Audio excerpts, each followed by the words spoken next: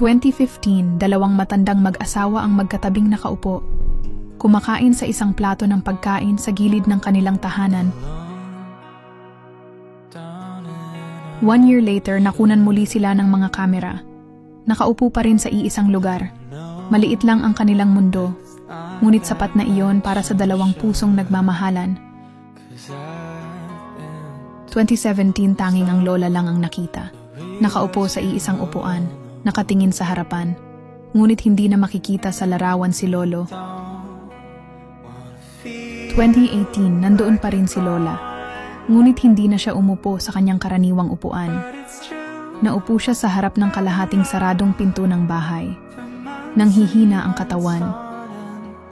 2020, bumalik ang lola sa kanyang karaniwang upuan. Nakaupong nalilito sa pag-iisip. Inalalayan ang kanyang baba gamit ang kanyang kulubot na kamay, na parang naghihintay ng isang taong hindi na muling babalik. 2021, ang kanyang katawan ay lalong humina.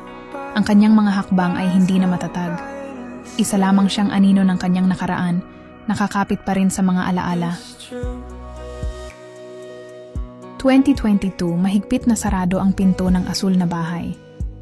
Walang bakas ng lola. Marahil ay sumama siya sa kanyang minamahal. Marahil ay magkasama sila ngayon sa isang mas mapayapang lugar. 2023, tumaas ang ligaw na damo sa paligid ng bahay. Kumupas ang pintura nito at nanatiling nakalock ang pinto.